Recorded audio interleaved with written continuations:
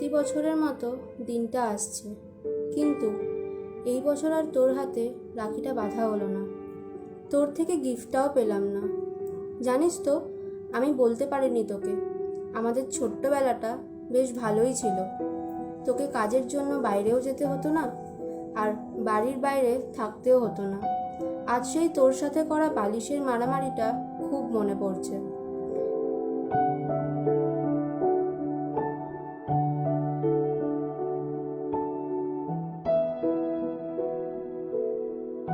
মনে আছে বিস্কুটের ঘটনাটা? বিস্কুটটা আমি খাচ্ছিলাম, তুই এসে কেড়ে নিলি। যদিও সেদিন দোষটা তোর ছিল, কিন্তু মায়ের কাছে আমি বকা খেলাম। ছোট থেকেই তো তুই মায়ের খুব আদুরে, তাই না? তাও আজ তোকে খুব মিস করছি রে। এত মারামারির পরেও তুই আমাকে কত সাপোর্ট করেছিস।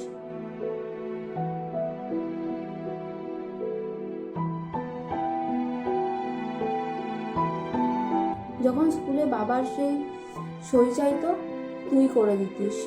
মনে আছে একবার বাবা ধরে ফেলেছিল আমাদের, কি মজাটাই না করতাম আমরা। দাদা, তোকে বলা হয়নি রে, বড্ড ভালোবাসি তোকে।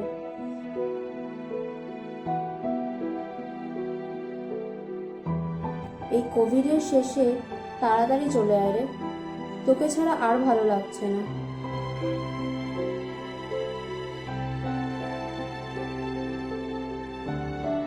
ইতি, পৃথা।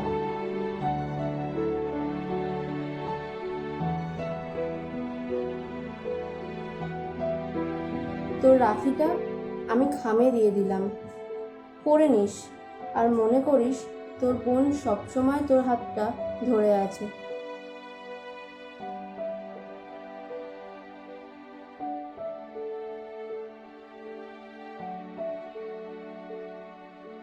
মা, আসছি।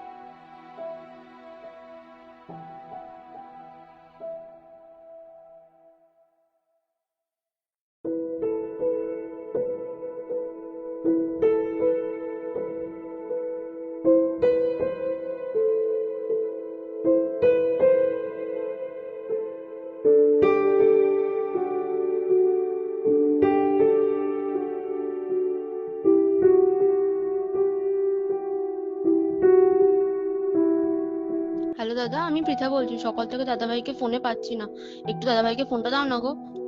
হ্যাঁ বল, কি আসতে কথা বল, আমি তো কথা কিছু বুঝতে পারছি না।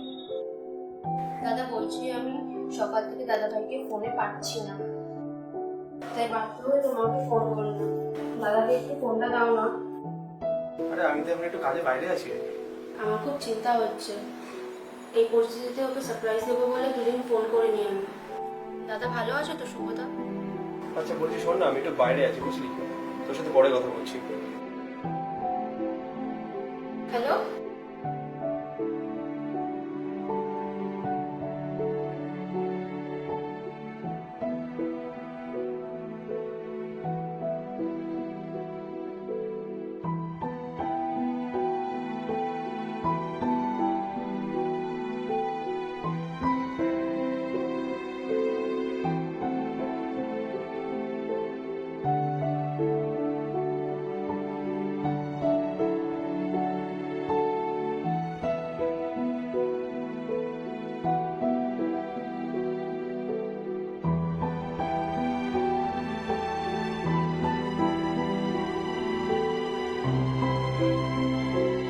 পেরিয়ে করোনা ভাইরাসের ভয় পৌঁছে গেছে এই কলকাতায়। এই মুহূর্তে সব থেকে বড় খবর, বাইপাসের রুবি হাসপাতালে মৃত্যু হয়েছে থাইল্যান্ডের 32 বছরের এক তরুণী। থাইল্যান্ডে 8 জন এই ভাইরাস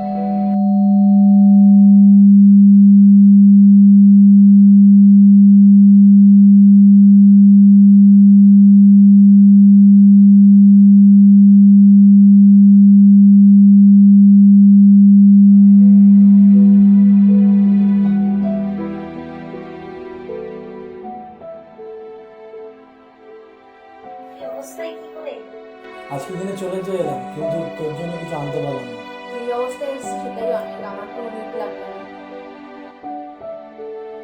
ঠিক এইভাবেই প্রতিটা ঘরে বেঁচে থাকুক ভাই বোনের সম্পর্ক, বেঁচে থাকুক অনেক না বলা ভালোবাসা। পৃথার লেখা চিঠিটা প্রমিত পায়নি।